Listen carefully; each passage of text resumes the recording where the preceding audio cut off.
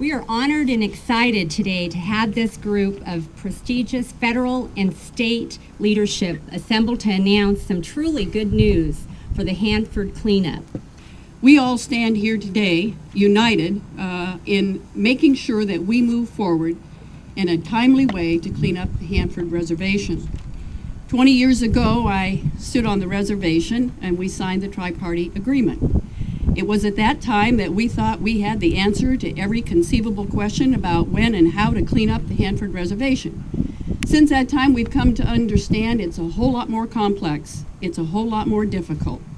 And there have been some ups and downs along the way. And because of that, we discovered that in fact, we had some challenges that really had to be stepped up to.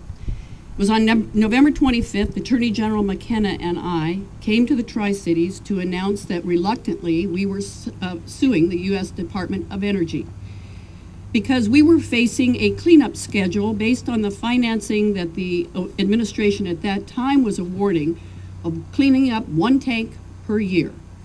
At 140 tanks, 140 years, that is not right.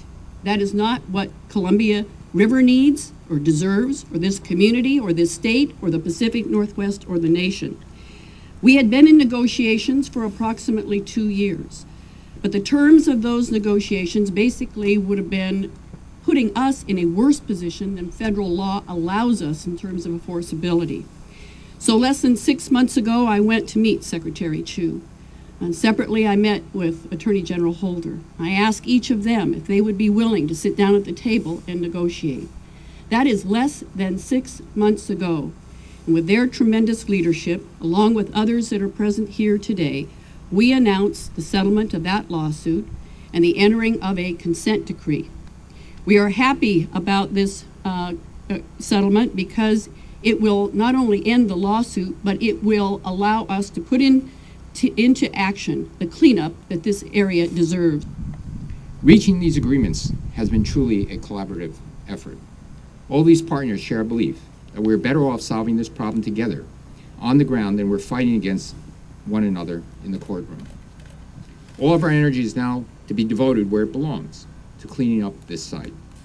The Obama administration is committing to meet our nation's responsibility to Hanford. It's a responsibility that we embrace because it's simply the right thing to do.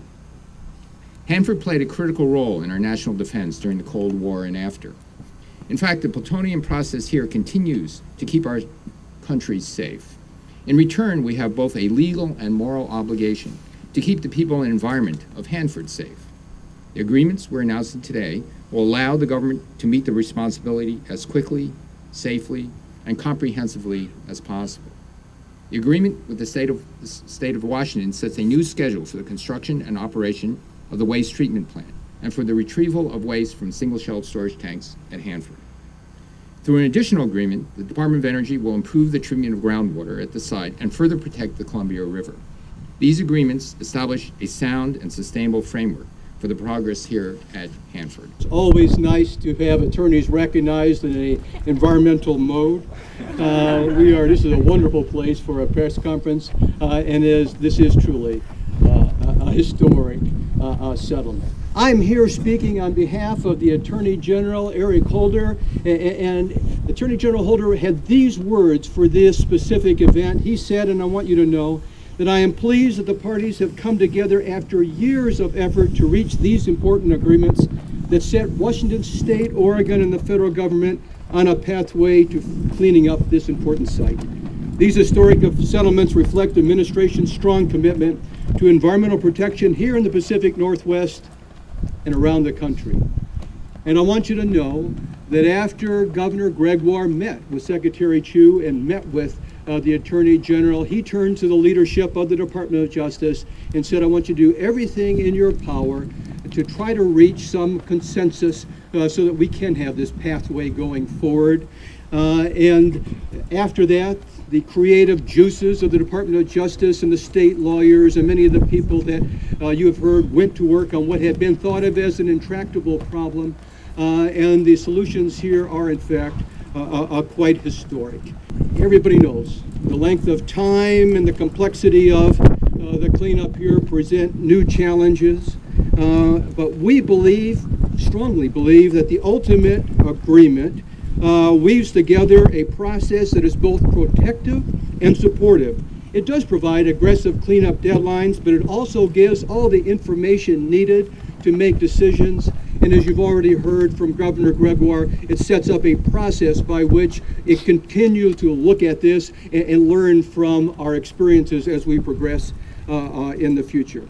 It is such an honor to be able to be here to announce this new agreement, which provides for firm timelines for a Hanford cleanup that are directly enforceable in the court.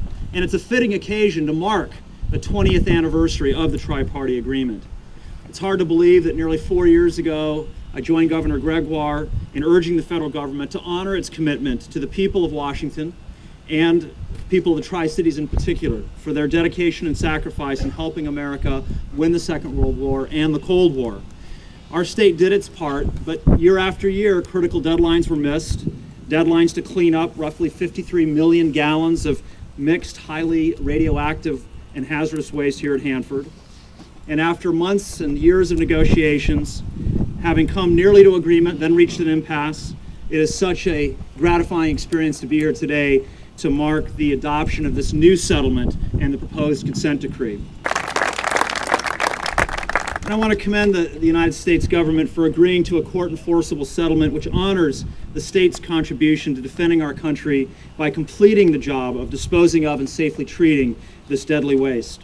The people of the Tri-Cities are justly proud of their heritage of serving their country during difficult times. They deserve to know that the federal government is committed to specific timelines for addressing one of our nation's most serious environmental challenges. So this agreement, as much as it is for anyone in this country, is for the people of the Tri-Cities.